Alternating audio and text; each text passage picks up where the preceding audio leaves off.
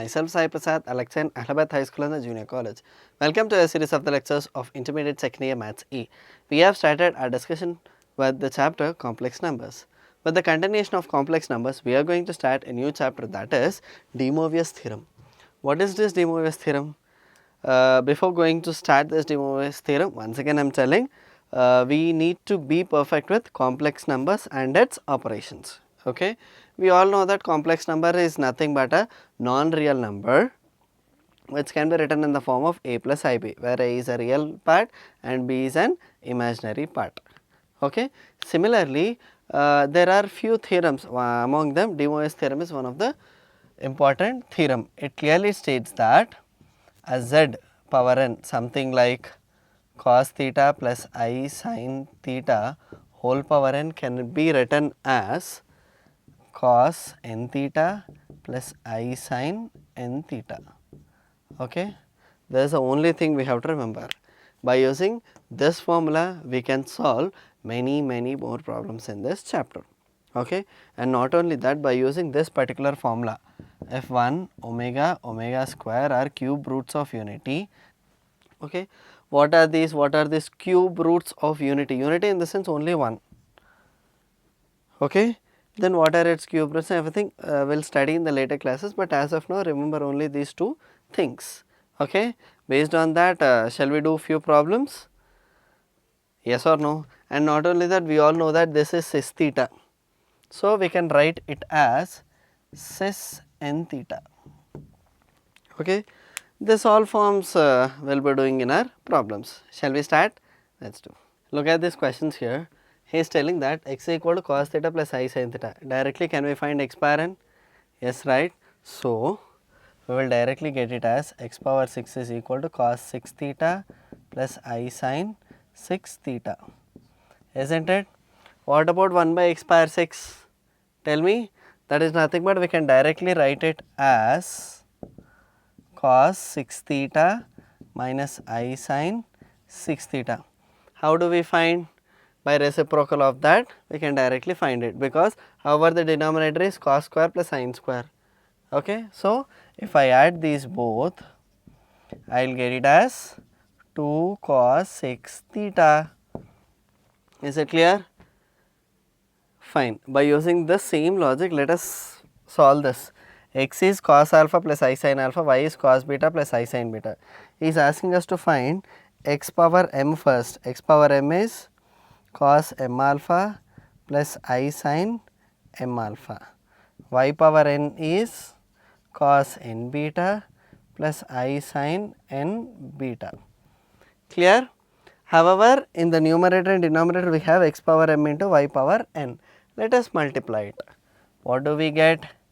X power m into y power n is equal to cos m alpha plus I sin m alpha. Let me multiply directly here. Cos m alpha into these two terms, that is cos m alpha cos n beta plus again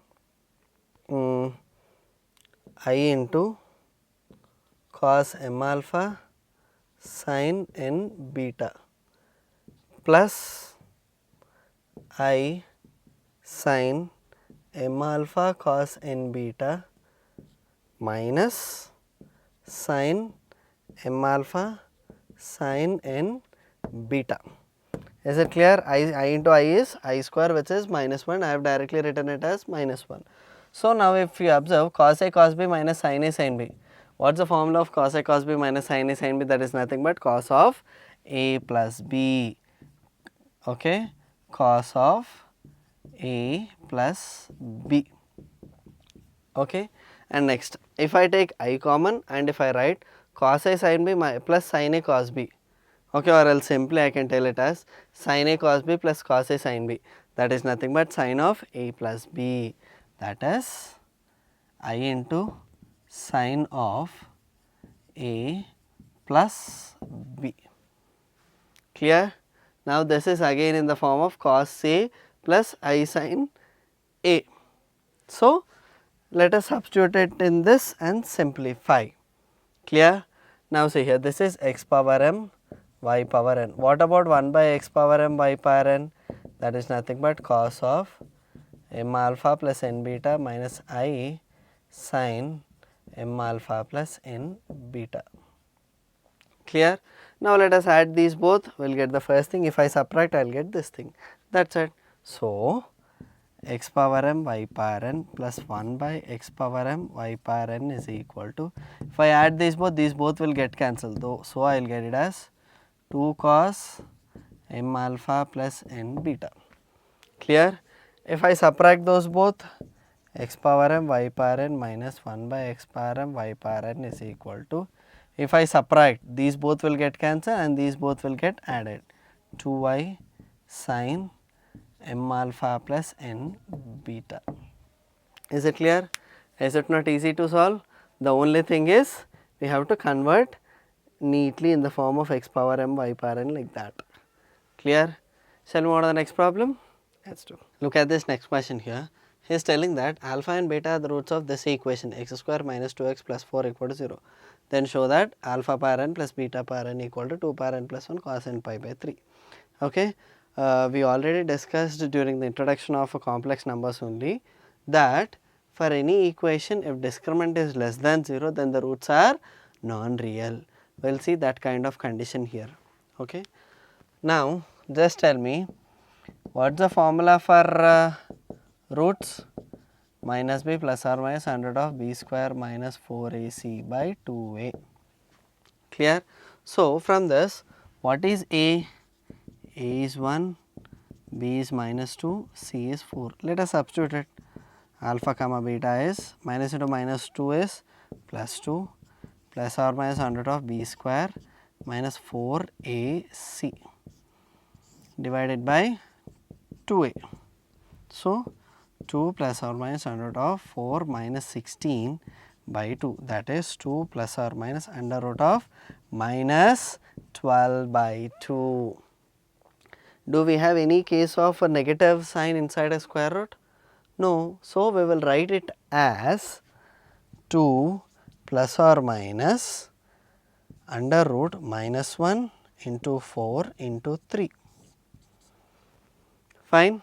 We know that I square is minus 1, therefore, square root of minus 1 is I.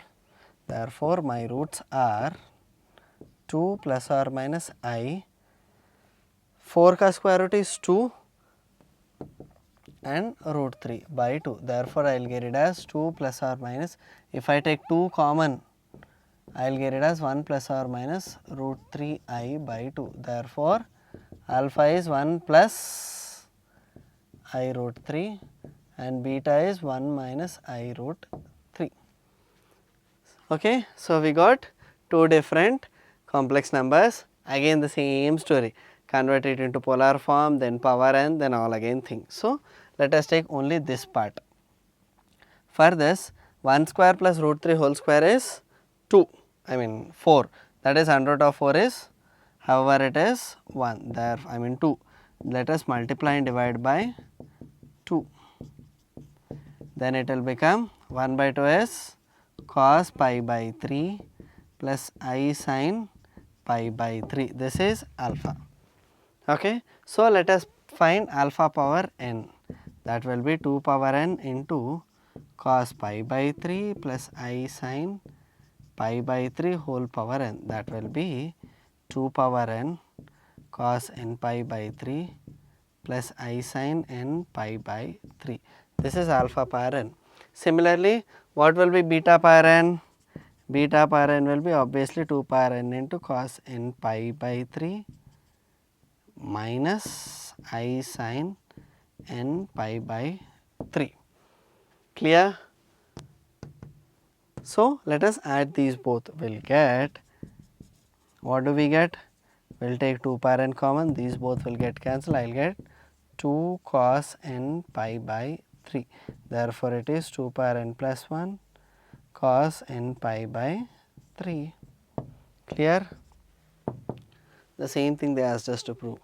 What is the difference between this sums and the previous problems? That is, here they gave direct complex numbers. So, we will get the values of alpha and beta, again we will solve again the same process. Clear? Fine. These are the basic problems of how do we use de Moivre's theorem in proving such equations. Clear? Fine. This is for today. Let us meet in the next session with more problems of the Mobius theorem. Thank you.